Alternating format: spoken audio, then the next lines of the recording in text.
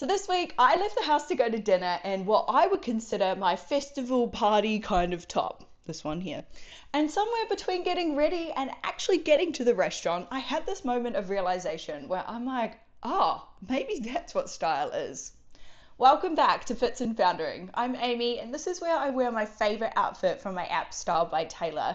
And I talk about whether I'm foundering, actually running a startup business, or floundering, doing a little bit of the chaos and spiraling that comes in between. And hint, there is normally a bit of both that goes on.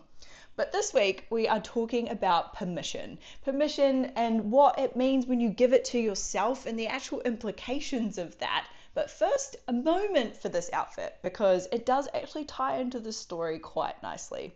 Now, as I said, I typically reserve this for partying and festival going and having fun on a Friday night because it kind of gives that like playful, joyous vibe. And honestly, I've never worn it outside of that scenario.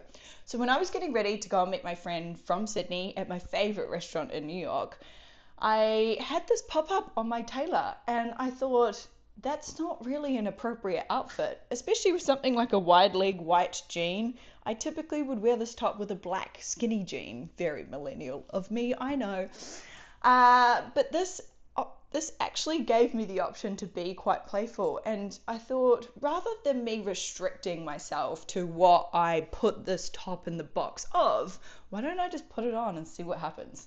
And honestly, I love the texture and the playfulness of this, and like the see-throughness is just kind of like fun, and I normally wear it with this little red tank top underneath, and it just gives me so much joy. And I was in that really playful, joyous kind of mood when I was getting ready for dinner because I was going to go see an old friend. I hadn't seen him in a while and I was so excited that he was here in New York. And so this was really the opportunity for me to give myself permission to push outside of the box of what I would traditionally wear to a weeknight dinner. So normally I would have second guessed this. I would have gone, is it right? Is it too much? Does it look good? As I said, is it in the right box to wear to a dinner at a nice pasta restaurant in Hell's Kitchen? I don't really know. But I think it was really the opportunity for me to go, I'm going to dress with intention and I'm going to dress for how I feel today rather than trying to fit myself within this box. And something really shifted inside me. And that's why we're talking about permission today, because I think it really ties a nice bow around that.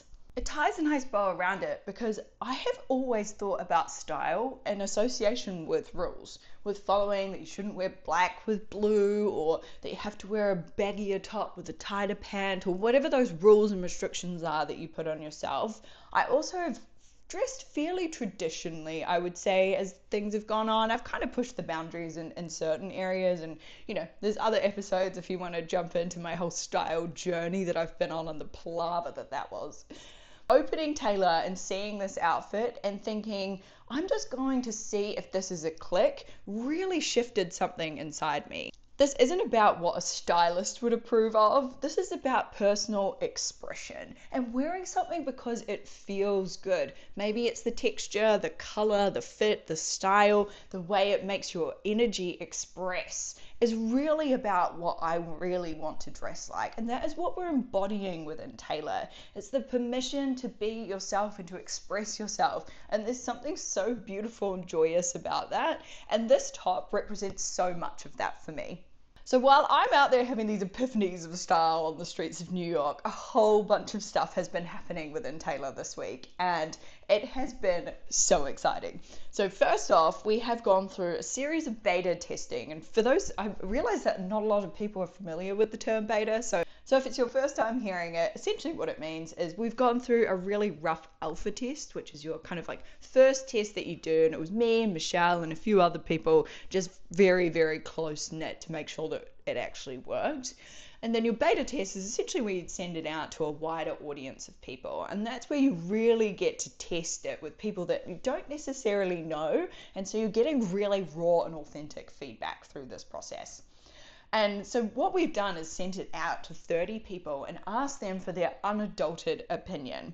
Now, we've gone about this where we've said, hey, we really want to have a call with you and have an actual conversation about your experience with the app, because what it's been able to do for us is understand the really ins and outs of how people are actually using it, because what we've realized is there's really distinct categories of people who would buy into an app like this. And so by having people on the phone, we can really dig into some of those nuances and ask some of the harder questions about the frustrations or the things that it didn't do, but also understand a lot of the things that it did do and the ways that people were using it that was surprising or unique, or just one of those moments where you go, oh, I hadn't thought about doing it that way. So Michelle and I have been doing these calls for a few weeks now, and it's been so nice to have a partner in crime, but we bring a really different, unique perspective across each of these. Traditionally, I will come at it with much more of a creative kind of lens, and Michelle definitely is our finance, commercial, where are we looking at this, what does the numbers and the strategy say? But the really big moment for me this week, and honestly, it was so exciting to hear this, is that people would actually pay for our app. Like, we have built something that people are excited to use. They're using it every day, and they would actually pay real money for it, which I think is just so, it's like a really surreal moment. And I reached out to Louisa when this happened. I was like, did you feel the same thing when someone said that they would spend money on something that you've created? Turns out it is like such a euphoric feeling, and it was almost one of these moments where you're going, oh, I've put in so much graft, and this idea and this concept has been birthed and reiterated and changed and evolved over the last 6-8 months. And now we're at a place where people would like, yeah, I would hand over my hard-earned cash for something that you've actually developed. And it's interesting because I have run businesses in the past, and I've been in situations where I have paid wages of other people, but this feels so different because it is my baby. There's no fallback position for this. This is me and Michelle putting ourselves on the line to say, hey, we're invested in this. We're putting our money into this because we believe in this product.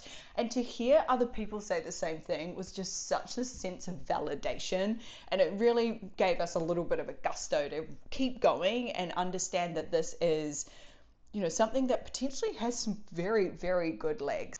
And so then on top of that, we've been doing this huge app update recently, and I won't go into the ins and outs of it because it gets very technical, but essentially what we've been focusing on is looking at how do we really codify and make special bits of IP that are uniquely Tailor, that allow you to curate outfits and get ready faster using our systems.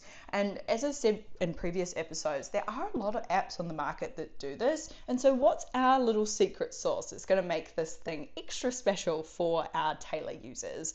And so we've been refining and reiterating that over the last, we'll call it 2 or 3 weeks with our developer, and creating codified systems and scoring systems that allow us to really dig into the nuts and bolts of like what a construct of an outfit looks like and why you would choose one over another one when you're actually getting ready for certain events.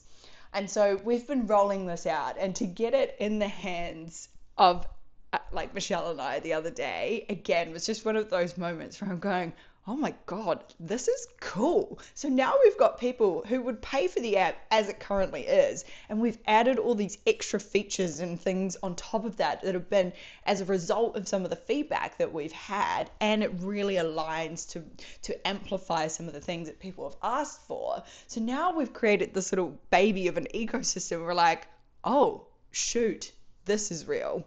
This festival party top and the app update are kind of the same thing when I take a step back and think about it. It's the permission to express and the authority to go, you've got this, just do it. And really taking that big step forward. And that is one of the biggest things that I've been learning with this app and the whole development of this business, is you just have to keep taking these big mighty steps and going, I think I'm going in the right direction, but I have no idea. But it's the permission to do it and permission to take that step forward. And whether it's being wearing a top that you normally wouldn't wear to dinner, or whether it is making a major change within the system and the architecture of the app, they're still really pushing me along on this journey that I'm definitely on to figuring out who I am, who Taylor is, and it all kind of feels sort of aligned.